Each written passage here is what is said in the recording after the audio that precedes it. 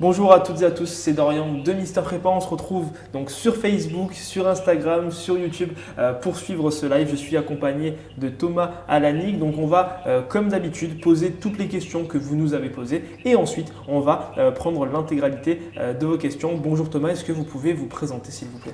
Bonjour Dorian, oui, je vais essayer de me présenter succinctement. Donc, je suis Thomas Alanig, directeur général de l'INSEC Grande École pour les campus donc de Bordeaux, Lyon et Paris. Même si j'ai mon bureau à Paris, je vais souvent voir les équipes et les étudiants de Bordeaux et de Lyon. Je travaille à l'INSEC depuis 2 ans maintenant, au départ comme directeur du campus de Paris et maintenant comme directeur général depuis l'année dernière. Et puis auparavant, j'ai travaillé pendant de nombreuses années, 16 ans exactement, à l'ESCP, où j'ai occupé différents postes dans différents programmes à la direction académique. Et pendant les 6 dernières années, je dirigeais le programme Grande École de l'ESCP.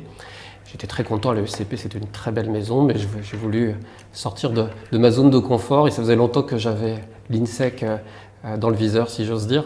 Et donc j'ai démissionné de l'ESCP pour rejoindre l'INSEC. Bon, c'est un choix d'entrepreneur finalement, un directeur général également entrepreneur. Et justement, comment ça se passe une semaine dans la peau d'un directeur de grande école, Thomas ? Oula, vaste sujet. Je dirais que c'est un mélange de réunions managériales, organisationnelles ou avec des thématiques très précises, mais aussi avec des réunions plus lié au développement de l'école pour assurer sa pérennité et puis surtout son développement à l'international, etc. Donc c'est surtout de la gestion de projet. Donc c'est un mix entre sujets de court, moyen, long terme. C'est aussi une fonction de représentation de l'école dans des organismes externes. Il faut être présent, incarner l'école en tant que directeur général. Des moments médiatiques comme aujourd'hui. Et puis aussi, bien sûr, c'est rencontrer les étudiantes et les étudiants de l'école. Alors j'aimerais les rencontrer un peu plus souvent à mon goût, parce que c'est quand on travaille pour les étudiants et les étudiantes. Donc voilà, c'est un mélange de toutes ces réunions et ces moments très importants. Thomas, vous aviez dit un truc très intéressant, c'est que vous vous occupez de beaucoup de chantiers et justement, c'est quoi actuellement les chantiers que vous occupez et aussi depuis votre arrivée il y a 2 ans, ce mois-ci justement à l'INSEC, c'était quoi un petit peu les principaux chantiers que vous avez dû traiter ? Alors dès que je suis arrivé, on a beaucoup travaillé avec les équipes sur le projet de notre nouvelle maquette pédagogique qui avait été déjà, dont les bases avaient été mises en place en 2018, mais cette nouvelle maquette pédagogique a concerné les étudiants de première année en 2019, les étudiants de M1 deuxième année en 2020, et puis là une nouvelle offre de majeur en M2 pour septembre 21 pour les étudiants de dernière année. Donc ça c'était le premier gros chantier, c'est un moment fondateur, c'est un moment important dans un programme grande école et on aura sans doute l'occasion d'y revenir, je vous expliquerai comment on a construit tout ça. Donc c'était le premier moment important, il y en a eu d'autres bien entendu, le développement de l'école, notamment son recrutement avec plus d'étudiants et surtout d'excellents profils et plus de diversité de profils des étudiants. Ça, c'était le deuxième chantier. Il y avait des chantiers aussi organisationnels, c'est-à-dire qu'on a une logique de campus, mais aussi, ce qui me tenait à cœur, c'est une logique transversale. En fonction des projets, on a des pilotes différents suivant les campus, sur l'international, sur la maquette pédagogique, etc. Et puis justement, changer, développer ce programme et donner de nouvelles possibilités aux étudiants de l'INSEC Grande École grâce aux équipes, mais aussi à la force du groupe INSEC qui aide ces écoles dans son développement. Vous aviez dit, il y a cette logique multicampus à l'INSEC qui est implantée dans 3 très belles villes françaises, Paris où nous sommes actuellement, Lyon, mais aussi Bordeaux. Et justement, pourquoi avoir fait le choix de plusieurs campus et pourquoi avoir fait le choix de ces villes-là pour implanter les campus de l'INSEC ? Alors, on va faire un petit peu d'histoire. L'école est née en 1975 à Bordeaux. Puis elle s'est implémentée à Paris et enfin à Lyon. Donc vous avez raison de dire que ce sont de très belles villes et il se trouve que quand on fait des sondages auprès des étudiants, on voit que ce sont les villes préférées des étudiants. Donc on ne s'est pas trompé sur la localisation. Deuxième chose, il faut bien comprendre qu'il est extrêmement important pour nous d'avoir ce maillage local. sur tout le territoire français pour de multiples raisons. Parce que pour les étudiants, souvent c'est un avantage. Quand on habite, je ne sais pas, à Tarbes, peut-être qu'on préfère étudier à Bordeaux qu'à Paris. Vous voyez, ce sont ce genre de choses qui sont extrêmement importantes. Mais au-delà de ça, nous, notre philosophie est très claire, c'est qu'on pense qu'on peut proposer aux étudiants à la fois un maillage local, une expérience internationale et une employabilité maximale au niveau local, national ou international. Tout cela n'est pas incompatible et ça fait partie de l'expérience qu'on propose aux étudiants et c'est absolument pas incompatible de cumuler tous ces niveaux. Et aussi possibilité, on va y revenir après par rapport à l'alternance, de pouvoir finalement être en alternance dans d'autres villes et aussi Bordeaux et Lyon qui sont des villes moins chères que Paris et donc qui est et voilà, effectivement, il y a beaucoup de paramètres qui peuvent prendre en compte et les étudiants et les étudiantes ne sont pas des clones, ils ont des situations ou des projets différents et ça nous permet à la fois d'adapter notre offre en fonction des attentes des gens et en même temps de garantir le fait que c'est le même programme, quel que soit le campus, avec les mêmes exigences académiques. Donc c'est un bon équilibre entre souplesse et garantie d'un programme et d'un diplôme identique.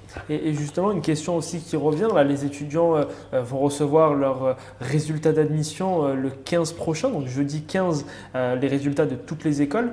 Et ensuite, ils vont devoir du 19 au 21 juillet faire justement leurs vœux sur Cigem. Et comment ça se passe pour l'INSEC, qui est une école multicampus? Est-ce que les étudiants vont devoir faire leur choix de campus directement sur Cigem ou alors non, ils vont devoir choisir l'INSEC et ensuite le choix de campus se fait après? Le plus important, c'est de choisir l'INSEC. Après, la question du campus, vous inquiétez pas, on a l'habitude de le faire depuis longtemps. Donc dans Cigem, vous choisissez INSEC et de toute façon, après, les équipes des admissions de chaque campus vous aideront et on a déjà des informations pour pouvoir aiguiller les étudiants. Et je voudrais préciser d'ailleurs que ne vous inquiétez pas pour ça. Contrairement peut-être à d'autres écoles, il n'y a pas de sélection pour les campus, que ce soit nos campus en France ou même par exemple pendant la première année pour faire les 2 mois à Londres, qui sont donc garantis à tous les étudiants, il n'y a pas de sélection. Donc le campus choisi par l'étudiant sera le campus dans lequel il sera affecté. Et d'ailleurs, on a une souplesse supplémentaire, c'est-à-dire qu'on a des étudiants qui par exemple ont passé leurs oraux à Paris, et qui peuvent très bien commencer finalement leurs études à Bordeaux ou à Lyon, et après, même pendant les études, changer d'une année à l'autre, d'un campus à l'autre. En fonction des stages, en fonction des stages, opportunités que voilà, donc vous voyez, c'est ça qui est intéressant dans notre modèle, c'est la garantie d'un diplôme national avec en même temps une souplesse locale. INSEC Grande École fait partie d'un réseau de plusieurs écoles du groupe INSECU. Et justement, est-ce que vous pourriez nous en dire un petit peu plus à ce sujet? Quelles sont les synergies entre les différentes écoles du groupe INSECU? Alors effectivement, c'est un modèle qui est très intéressant avec de nombreuses synergies. D'ailleurs, je voudrais dire qu'en tant que professionnel de l'éducation, maintenant depuis très longues années, c'est une des raisons qui m'ont poussé à rejoindre le groupe.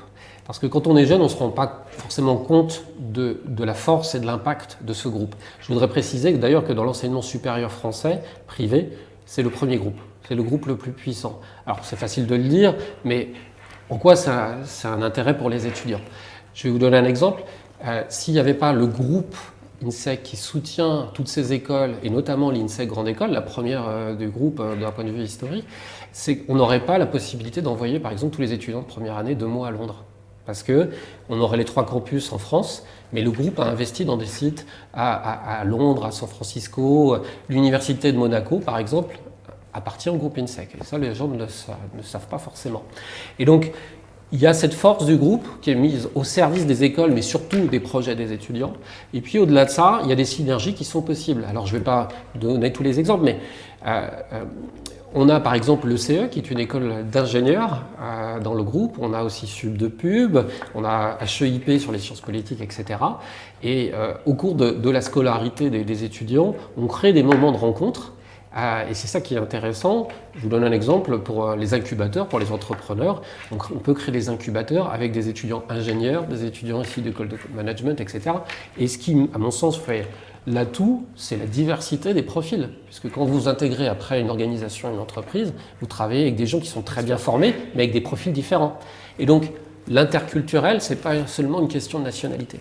C'est aussi une question de différence de formation, de background, comme on dit en bon français. Et donc, c'est ça qui est intéressant. Et ça permet aussi aux étudiants justement de comprendre, dans le cadre de CE, de comprendre tellement leur langage un petit peu d'ingénieur, Voilà. Savoir communiquer avec eux, c'est assez important, bien entendu. Et justement, focus sur l'INSEC Grande École, sur le programme Grande École, le programme phare de l'INSEC Grande École. Comment s'articule le PGE de l'INSEC? Tout à l'heure, vous avez justement évoqué que les étudiants, dès la première année, peuvent se rendre à Londres. Et justement, comment ça se passe pour les étudiants qui vont rejoindre INSEC Grande École à partir de septembre 2021? Alors déjà, ce que je voudrais préciser, c'est sur quelle base on a réformé notre maquette. Alors je vais faire court quand même, hein, mais pour être très clair, on ne forme pas que des techniciens du management à l'INSEC Grande École, et c'est absolument pas péjoratif dans ma bouche, hein, vraiment, vraiment.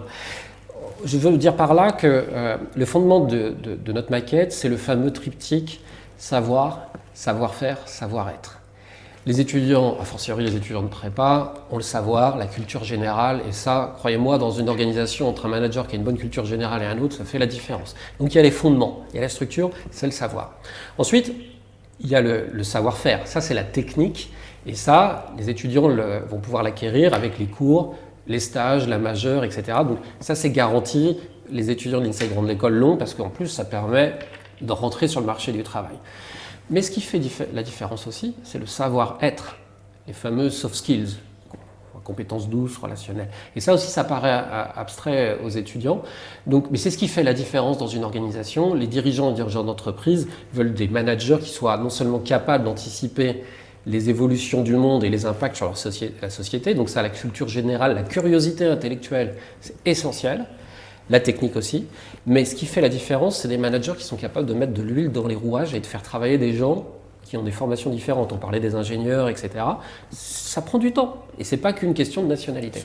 Donc notre maquette fait que plus on avance dans les études, plus la part de cours de management augmente, mais en première année, justement, on a des cours de management, bien entendu, c'est essentiel, mais on a aussi encore beaucoup de cours dits d'humanité.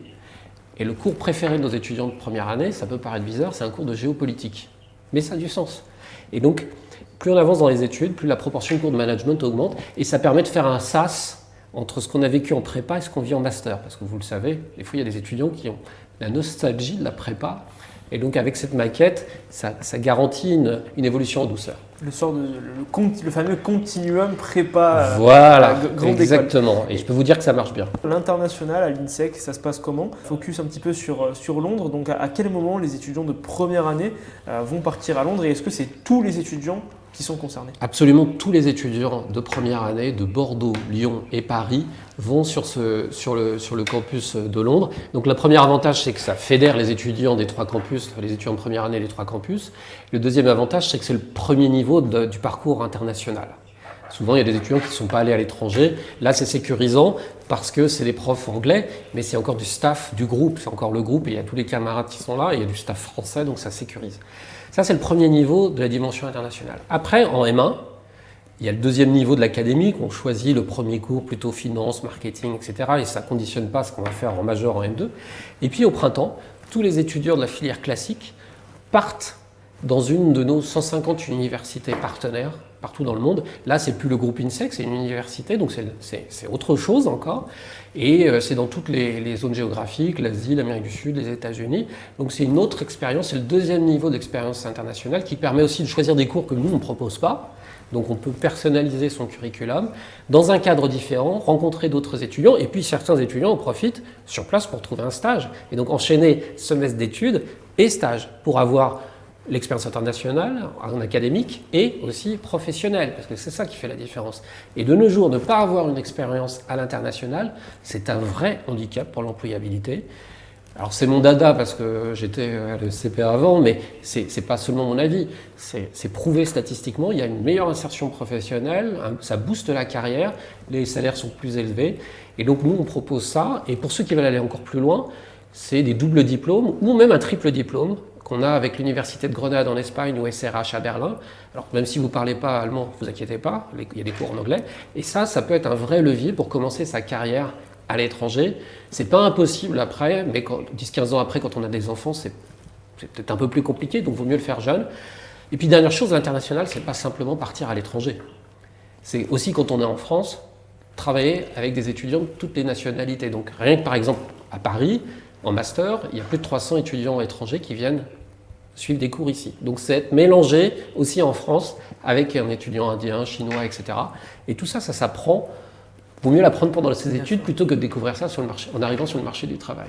Donc finalement, dans un premier temps, l'étudiant va se confronter à l'international, mais en groupe. Donc ça ne va, en groupe, c'est sécurisant. Exactement. Ensuite, il va pouvoir vivre cette réelle immersion à l'international dans l'une des universités partenaires de l'INSEC. Et justement, est-ce que vous pouvez nous énumérer quelques-unes des universités partenaires, peut-être les plus prestigieuses du groupe INSEC? Alors, d'INSEC Grande École. Je ne vais pas toutes les citer parce qu'il y en a à peu près 150, mais là, on vient de signer justement un nouvel accord avec San Andrés en Argentine, donc une très belle université. De toute façon, si les étudiants veulent se renseigner, ils peuvent regarder sur le site, il y a la liste de toutes les universités, mais on est dans une très bonne dynamique justement, parce qu'on a ces questions d'accréditation aussi. Plus on a d'accréditation, plus ça intéresse les partenaires pour signer avec nous. Et donc c'est cette dynamique positive, ce cercle vertueux qui s'est mis en place, qui est intéressante pour l'école, mais aussi d'abord pour les étudiants. Et nous, ça nous permettra de proposer plus d'universités encore à l'avenir pour nos étudiants. Parce que là, encore une fois, je le dis, les étudiants ne sont pas des clones, ils ont des projets, des envies différentes. Bien sûr, c'est un gage de l'accréditation, notamment un gage de sécurité, un gage de crédibilité aussi pour le diplôme, pour l'école et pour les étudiants.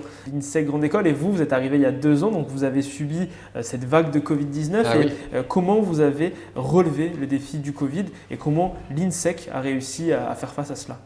Alors effectivement, ça a été dur pour tout le monde et d'abord aussi pour les étudiants, mais je voudrais aussi remercier tout le staff, les équipes des 3 campus et notamment les professeurs, parce que du jour au lendemain, je dis bien du jour au lendemain, nous avons basculé sur des cours en distanciel, ce qui n'était pas évident, croyez-moi, c'est pas qu'une question technique, c'est aussi organisationnel.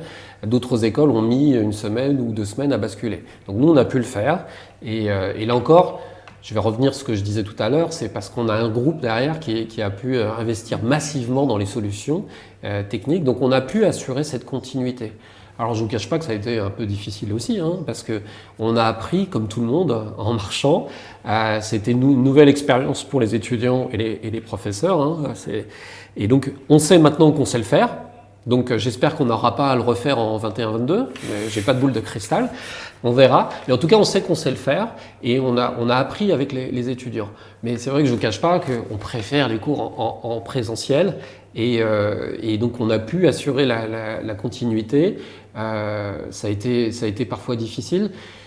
Et quand on a rebasculé sur du présentiel, on a fait un sondage auprès de nos étudiants, on leur a laissé le choix de revenir ou de continuer en présentiel. Et donc il y a une minorité d'étudiants qui ont décidé de revenir, parce que certains avaient par exemple libéré leur studio, étaient repartis chez les parents, etc. Donc on a été très souple avec ça, mais on a pu assurer la continuité des cours et dans des conditions un peu difficiles parfois, c'est vrai, je ne vais pas le nier, mais on n'a pas stoppé nos cours. Et justement, comment vous avez agi pour les étudiants qui, eux, étaient à l'étranger, donc soit sur un des campus du groupe, soit dans une université partenaire? Comment les étudiants ont été accompagnés pour ceux qui étaient à l'étranger? Alors, il y a eu différents cas. Il y avait des étudiants qui ont pu partir, d'autres qui n'ont pas pu partir et qui sont restés en France et qui ont suivi les cours avec les universités partenaires en distanciel. Donc, il y a eu vraiment tous les cas de figure. Et ce qu'on a essayé de faire, même si c'était difficile, a fortiori quand les gens sont confinés chez eux, c'est de garder le contact avec les étudiants. Donc ça, c'est pas évident. Et d'ailleurs, on a mis en place tout un système d'aide aussi psychologique, avec une hotline français-anglais et puis avec des contacts avec des étudiants. Mais ça a été difficile dans beaucoup d'écoles. Et donc, on a fait du sur-mesure. Il n'y a pas eu de modèle, on a fait du sur-mesure au cas par cas en fonction des situations, des zones géographiques, en fonction des réponses de nos partenaires d'université.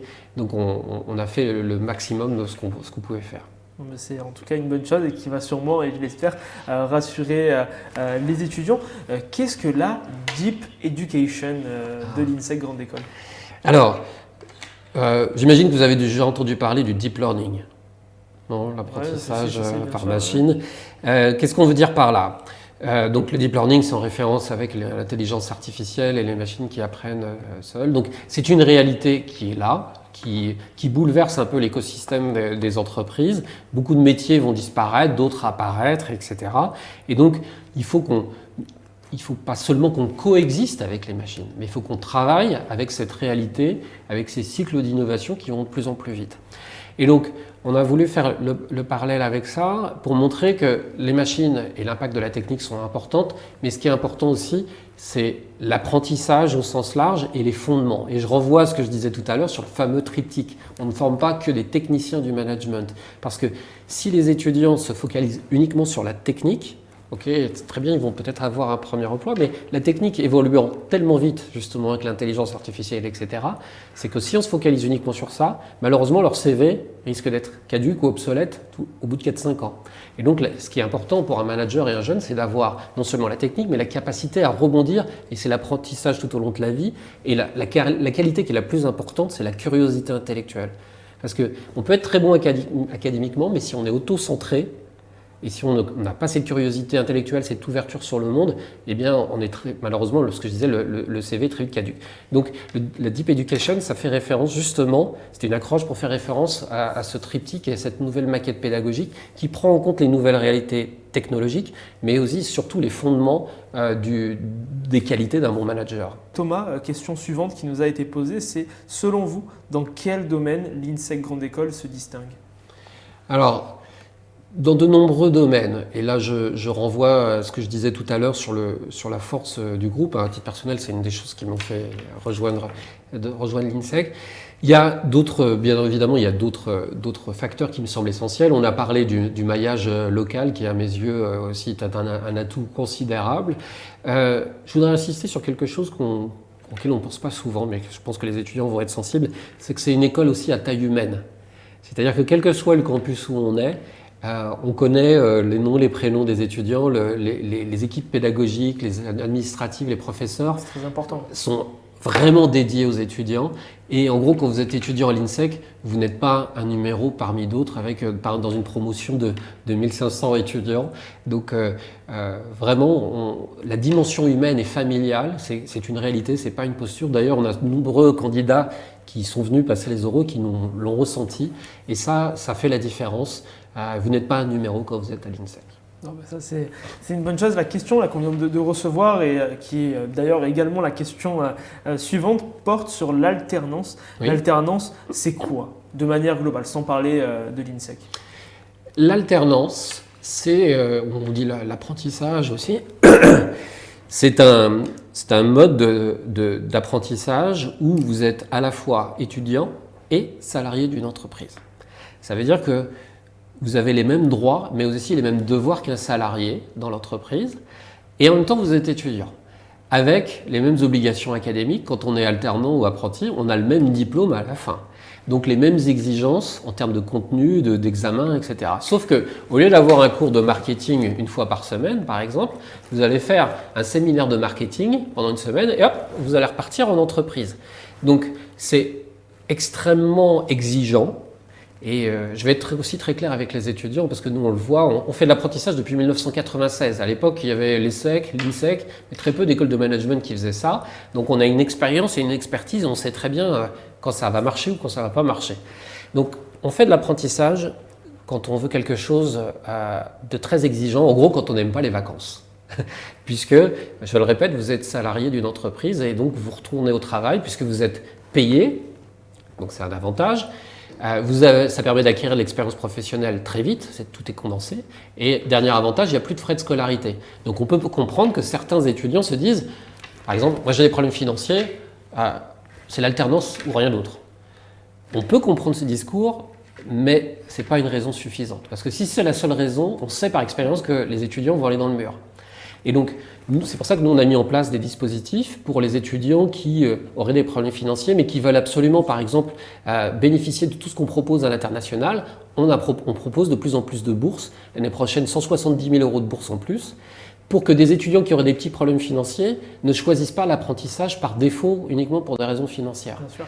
Donc l'apprentissage, on peut comprendre que c'est intéressant financièrement, mais il ne faut pas le choisir uniquement pour des raisons financières. Vraiment, c'est extrêmement exigeant et c'est vraiment si on n'aime pas les vacances. Et une question portant pleinement sur l'alternance à l'INSEC, c'est pendant combien de temps on peut faire de l'apprentissage à l'INSEC? Alors, on ne propose pas d'alternance en première année. On l'a fait par le passé, mais ce n'est pas intéressant pour les entreprises qui trouvent que le profil est un peu trop junior. Donc ça ne marche pas en première année. Donc on propose 2 formules, soit les 2 années de master, M1, M2, soit uniquement la dernière année. Et puis, ou alors que de la filière classique. Hein. Vraiment, l'alternance, ce n'est pas obligatoire, mais pour ceux que ça intéresse, il y a les 2 formules possibles. Soit M1, M2, soit uniquement la dernière année, ce qui permet en M1 d'avoir toutes les possibilités offertes à l'international. Parce que vous le comprendrez, si on fait les 2 années de master M1, M2, on ne peut pas forcément partir tout un semestre en université partenaire au printemps parce que les entreprises vont refuser de vous payer si vous n'êtes pas là. Donc voilà les 2 formalités, enfin les 2 formats possibles. Et concernant l'alternance, pour conclure, on va dire sur ce chapitre alternance Ouais. et à l'INSEC, justement, c'est pourquoi dit-on que l'INSEC est une école avant-gardiste sur l'alternance?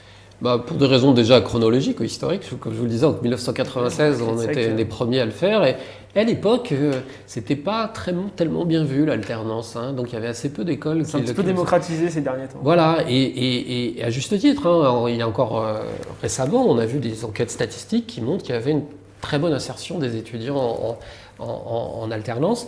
À l'origine, ça avait été fait plutôt pour des CAP, BEP, etc. Ce n'était pas forcément prévu pour l'enseignement supérieur. Mais le fait est que c'est là maintenant où il y a la plus forte croissance. Mais j'insiste vraiment, hein, c'est très bien l'alternance, et je dirais toujours ça, mais il faut le choisir pour les bonnes raisons. Et donc nous, on fait attention à ça. Et donc oui, on était précurseurs. On a donc une très bonne expérience, une très bonne expertise et surtout un très bon réseau d'entreprises qui nous font confiance. Ça, c'est ce cercle vertueux dont je parlais. Et on a des diplômés qui étaient apprentis, qui ont à cœur d'aider nos nouveaux étudiants pour rejoindre l'INSEC. Parlons des étudiants de classe prépa. L'INSEC est la seconde école cette année au concours BCE à avoir connu une hausse de son nombre d'inscrits, 3,7%, Oui. alors que la tendance est généralisée, on va dire, à la baisse pour l'ensemble des écoles, notamment les meilleures. Les 2 tiers des écoles étaient à la baisse. C'est exactement ça. Et qu'est-ce qui, selon vous, explique cette hausse du nombre d'inscrits cette année pour l'INSEC? Je pense qu'on a planté quelques graines il y a quelques temps qui commencent à porter leurs fruits.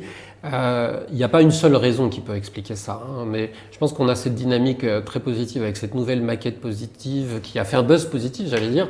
On a des étudiants de prépa, ça fait 2 ans de suite, de première année, qui en entrant à l'école viennent nous voir en disant mais c'est super avec le séminaire sur la Commune Business Week par exemple ou avec le séminaire d'entrée, et qui nous disent on a des amis qui sont dans d'autres écoles et qui voudraient venir. On leur dit malheureusement, désolé, c'est trop tard. Hein. Et donc c'est pas bien, on a créé de la frustration avec des gens qui auraient voulu venir chez nous et qui n'ont pas pu le faire. Mais donc on a cette nouvelle maquette pédagogique, on a envoyé aussi un certain nombre de signaux avec des renouvellements. On a renouvelé notre accréditation AMBA, on vient d'avoir l'accréditation Calliope qui est la nouvelle accréditation du gouvernement français. Donc tout ça, ce sont des gages qualité. On va sans doute se lancer aussi dans le FMD Accredited. Donc vous voyez, quand je parle de dynamique positive, c'est à tous les niveaux, à la fois en termes de qualité avec les accréditations, en termes de maquette pédagogique, de lien avec les entreprises qui nous font confiance. Hein, et il y a souvent aussi un facteur qui est un peu abstrait pour les étudiants, c'est nous on a un réseau de 100 000 alumni, c'est les diplômés. Et quand on est jeune, on ne réalise pas à quel point ce réseau peut avoir un impact sur le premier stage, le contrat d'apprentissage ou le premier emploi. Donc tout ça sont des facteurs ou des signaux positifs qui ont, je pense, expliqué cette dynamique. Et puis le fait qu'on a réussi à transformer la difficulté du confinement en avantage en communiquant aussi peut-être mieux que d'autres et surtout en répondant précisément à toutes les questions dans les webinaires. Je pense que ça a été assez apprécié, les étudiants nous l'ont dit. L'année dernière, en période de confinement, avoir quelqu'un quand vous êtes seul chez vous et quelqu'un qui répond tout de suite à vos questions, ça peut faire la différence. Et justement, la force de l'INSEC, et vous venez de le souligner, c'est ce réseau alumni très puissant, surpuissant grâce au groupe INSEC U. Et justement, comment, on va dire, l'INSEC accompagne, on va dire, les étudiants dans la recherche de stage, dans l'apprentissage et justement dans cette mise en relation aussi avec les alumni. Et inversement, comment les alumni, ces diplômés de l'INSEC et des écoles du groupe INSEC, ECE, HEIP, Subdepub, etc., accompagnent les étudiants. Alors déjà au niveau de l'école, on a sur les 3 campus des services dédiés qui sont pilotés par notre directrice Marina Galderisi. Et donc il y a une cohérence, là c'est l'avantage du maillage local, hein, de comprendre les besoins de l'écosystème local et de faire le lien avec les alumni. Donc il y a cette force, cette expertise, cette expérience, ces liens qu'on a créés tout au long de ces années. Ça fait la différence. Et puis dès que les étudiants sont dans l'école, ils sont embarqués tout de suite sur la professionnalisation aussi. Donc il y a de nombreux événements dès la première année qui sont mis en place pour créer cette connexion. Mais l'école peut faire beaucoup de choses, mais si les étudiants ne sont pas acteurs de leur programme, de leur curriculum, ça ne marchera pas. Donc on les incite dès le départ à être embarqués, créer leur profil LinkedIn, etc. Ça paraît évident, mais ça ne l'est pas, donc il faut le répéter, dès la première année, c'est fait. Et puis, au fur et à mesure des années, bien sûr, on se professionnalise. Il y a différentes occasions, différents événements qui sont organisés par les différentes équipes. Et puis, au niveau groupe, on a commencé, mais on va le faire de plus en plus à l'avenir, de créer des événements groupes où, justement, on pourra mettre en avant la diversité de profils des étudiants des différentes écoles. Et ça intéresse beaucoup les entreprises, puisque, j'allais dire, souvent les entreprises volent un mouton à 5 pattes. C'est-à-dire qu'un étudiant qui a tout fait, eh bien, il y a plus de chances de trouver ça dans les écoles du groupe INSEC parce que justement, on a cette taille importante. Hein. On sera presque à 30 000 étudiants dans le groupe à la rentrée. Donc c'est extrêmement important. Et puis il y a cette diversité de profils avec des gens qui ont fait beaucoup de choses très différentes. Et on parle beaucoup d'hybridation en ce moment des compétences et des savoirs. Oui, c'est vrai, mais ce n'est pas une tendance. Pour nous, c'est une réalité depuis longtemps. Donc ça continue. Et après l'INSEC, justement, qu'est-ce qu'on fait, Thomas ? Vers quel type de secteur, vers quel type d'industrie les étudiants et puis ensuite les diplômés d'INSEC Grande École s'orientent ? Alors, on va retrouver les classiques des écoles de management avec la finance, l'assurance, le marketing, la distribution. Mais d'ailleurs, je voudrais dire ce que je dis souvent aux étudiants, c'est faites bien la différence entre le secteur d'activité et le poste que vous allez occuper. Un exemple, on peut faire de la finance dans la banque, on peut faire de la finance dans le développement durable, on peut faire du marketing dans la grande distribution, on peut faire du marketing dans l'industrie. Donc, juste pour bien différencier les choses, il faut avoir cette lecture, cette double lecture. Et donc, on retrouve les classiques, comme je vous le disais, finance, marketing du luxe, banque, contrôle de gestion, audit, supply chain. Mais on retrouve aussi, vous voyez, dans notre nouvelle offre de major en M2, on a créé une majeure sur Digitalization, AI and Big Data. Alors, ça peut surprendre. L'objectif, c'est pas de faire de nos étudiants des ingénieurs. Pas question. L'objectif, c'est d'aider les étudiants qui auraient envie, par exemple, de créer leur business en créant une application. Eux, ils feront le benchmark, etc., mais ils vont travailler avec des ingénieurs. Et donc, ce qui est intéressant, c'est de former des gens qui ont les compétences pour travailler, ce que je disais tout à l'heure, avec des gens qui sont formés différemment et qui sont tout aussi bien formés. Mais ces questions de technologie, c'est transversal à tous les secteurs. Et notre responsabilité, c'est de préparer nos étudiants à ça. Donc, il faut décloisonner les secteurs. Il ne faut pas raisonner seulement en finance, marketing, management. Ça, ce sont des disciplines, mais ces disciplines, on peut les appliquer à des secteurs différents. Et donc, on a ces secteurs classiques, mais on a maintenant des gens qui vont travailler dans des secteurs très différents. Là encore, on va avoir une nouvelle majeure sur la gastronomy and tourism. Et ça fait le lien avec Lyon, avec l'écosystème. En gros, sur nos 3 campus, on va retrouver la même offre de majeure sur les 3 campus. Et après, chaque campus va avoir une ou 2 majeures qui est spécifique. À son territoire, notamment. Et ensuite, vers quel type de pays? On sait que, justement, après des grandes écoles qui se veulent de plus en plus internationales, les étudiants s'orientent de plus en plus vers, on va dire, un début de profession, excusez-moi, à l'étranger. Justement, à INSEC Grande École, la part des diplômés à l'étranger représente combien à peu près? Alors ça, c'est un vrai levier. Et ça, c'est un de mes chantiers. Un de nos chantiers pour l'avenir, parce que pour l'instant, la très grande majorité des étudiants, des diplômés de l'INSEC travaillent en France essentiellement, et on est, je crois, seulement à 6% des étudiants qui commencent leur carrière à l'étranger. Mais on veut le développer, ça c'est sûr. C'est un changement culturel et on veut, par cette nouvelle maquette, entre autres, rassurer les étudiants sur le fait qu'ils peuvent s'autoriser, ils peuvent le faire.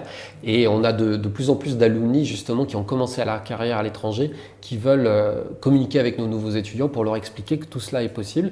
Et quand ils vont travailler à l'étranger, souvent c'est la majorité, on en a vraiment aussi hors Europe, mais la majorité sont en Europe, dans les pays mitoyens, Allemagne, etc., Angleterre.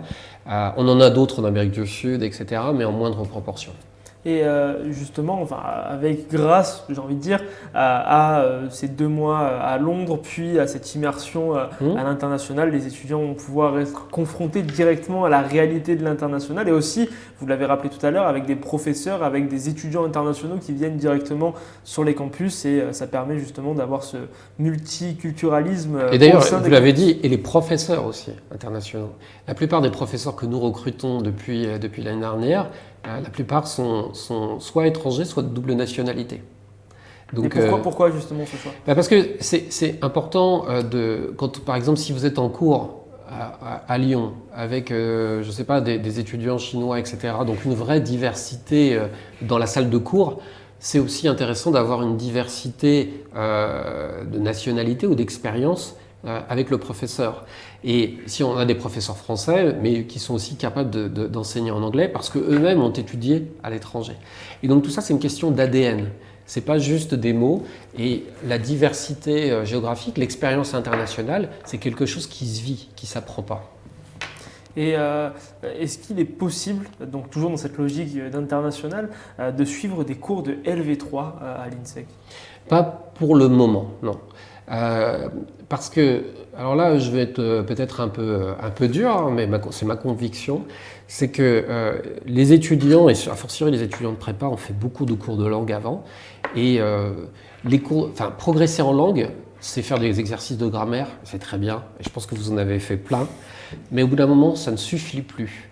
Et donc, l'apprentissage de la langue, ça passe aussi par le fait de s'exprimer en cours. Or, il y a un biais sociologique ou culturel en France. Comme on a l'obsession de la perfection grammaticale, dans une salle de cours, les professeurs reconnaissent souvent les étudiants français parce que c'est ceux qui n'osent pas parler. Donc, ce qu'on veut aussi par cette nouvelle maquette, c'est justement pousser les étudiants français à parler de plus en plus une langue, l'anglais, etc., qu'ils ont appris. Alors, la question d'une LV3, ça pourrait se mettre en place, et pourquoi pas, on peut le faire, on l'a déjà fait par le passé, on pourrait le refaire. Mais il faudrait déjà que les étudiants soient très bons en anglais et dans une LV2. Et merci pour votre réponse. Et justement, donc là, une question qu'on vient de recevoir très intéressante portant sur justement les entrepreneurs et les incubateurs. Quels sont les incubateurs mis à disposition ? Est-ce que les 3 campus français disposent d'un incubateur chacun ? Alors, on a des incubateurs à Bordeaux, à Lyon, et on a une structure à Paris, mais à Paris, on veut la réformer complètement. Parce qu'il y a un écosystème aussi encore plus large à Paris, il y a encore plus d'écoles du groupe, et donc on voudrait avoir cette taille critique avec un incubateur un peu plus gros. Mais oui, effectivement, il y a des incubateurs sur chaque campus, c'est l'intérêt pour l'école, pour le groupe et pour les étudiants. Et les entrepreneurs aussi ont la possibilité de partir à San Francisco, dans une structure du groupe justement, où San Francisco c'est un petit peu the place to be pour les entrepreneurs. Est-ce que vous pouvez nous en dire un petit peu plus sur les infrastructures justement qui sont mises à disposition au cœur de la Silicon Valley ? Voilà, on a un site effectivement au cœur de la Silicon Valley. Alors on est en train de prévoir un déménagement, mais ça restera toujours à San Francisco, etc. Et on a notre collègue Ron Morris qui est américain, mais qui connaît très bien la France et qui pourrait avoir vécu, mais il est là-bas. Et c'est lui qui dynamise tout ça. Il est en train de réformer tout le programme parce qu'il veut renforcer ce lien justement avec l'écosystème des entreprises en local. Et généralement, la Startup Factory, c'est comme ça que ce programme s'appelle, en dernière année, est un programme plébiscité par les étudiants, mais il le réforme pour justement être encore plus attractif. Donc c'est en dernière année, c'est pas au début. Une autre question qu'on vient de recevoir portant sur les doubles diplômes. Tout à l'heure, vous avez évoqué le triple diplôme qui fait le pont entre la France, l'Espagne et l'Allemagne. Et justement, quels sont les doubles diplômes de manière assez globale que vous proposez à ces grandes écoles ? C'est souvent des doubles diplômes en management dans les différentes zones géographiques. Ce qu'il faut bien comprendre pour les doubles diplômes, c'est qu'au-delà du nom de l'école qui est important, ce qui doit être le premier critère de choix, c'est l'offre de cours. l'offre de cours. Et là, on a un service des relations internationales sur nos 3 campus qui est dirigé par Lorena Zanelli.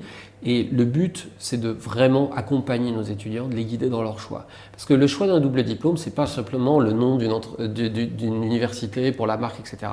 Ce qui doit être le premier critère, c'est l'offre de cours que vous allez trouver, parce que c'est différenciant dans votre curriculum, et tel double diplôme ne va pas vous proposer les mêmes cours qu'un autre. Alors bien entendu, il y a l'effet pays aussi, l'aspect économique, tout ça ce sont des curseurs, des critères à prendre en compte pour faire le choix de l'étudiant. Mais regardez sur le site vraiment de l'INSEC, vous avez tout. On pourrait parler pendant 2 heures, mais je ne veux pas vous faire l'article maintenant. Regardez bien en fonction de vos choix, c'est important de trouver le double diplôme qui vous convient. Les étudiants doivent faire un choix d'école après une classe préparatoire. Pourquoi, Thomas, les étudiants doivent rejoindre l'INSEC? C'est quoi les éléments clés qui font qu'il faut rejoindre l'INSEC? Alors, je vous l'ai dit, moi, j'ai eu certains critères qui m'ont fait démissionner de l'ESCP pour rejoindre l'INSEC, et peut-être que ces critères-là vont être importants aussi pour les étudiants. Donc, je vais résumer. La force du groupe, et vraiment, en tant que professionnel de l'éducation, je peux vous dire que ça fait vraiment la différence d'avoir la force du groupe au service des écoles et des étudiants. L'implantation locale qui permet cette expérience à l'international pour une employabilité locale, nationale ou internationale, ça c'est la deuxième chose. Le troisième argument, c'est une école à taille humaine. C'est-à-dire que vous n'êtes pas un numéro, et donc on vous connaît, on vous accompagne dans votre projet. Vous avez le droit, pendant vos études, d'avoir un avis et après de changer d'avis, parce que ce que je dis souvent, c'est qu'un cours ou même un stage, ça permet de savoir ce qu'on veut faire, mais aussi ce qu'on ne veut pas faire. Entre ce qu'on imagine d'un métier et la réalité, il peut y avoir des écarts. Ça ne veut pas dire qu'il faut faire n'importe quoi, mais on va être là pour vous accompagner. Et à mon sens, quand on rejoint une grande école, on n'a pas envie d'être un étudiant parmi 1000 dans un amphi. On a envie d'être encadré, accompagné et amené vers l'employabilité. Parce que c'est ça le dernier avantage de l'INSEC Grande École. Le dernier dans ce que je viens de dire, mais peut-être le premier, c'est l'employabilité. Et ce qu'on veut, c'est vous accompagner pour l'emploi. Et à mon sens, en tant que professionnel d'éducation, je pense que ma conviction, c'est qu'on mesure l'utilité d'une école à l'impact qu'elle a sur la trajectoire personnelle et professionnelle de l'étudiant. Est-ce que ça va booster votre trajectoire personnelle ou pas?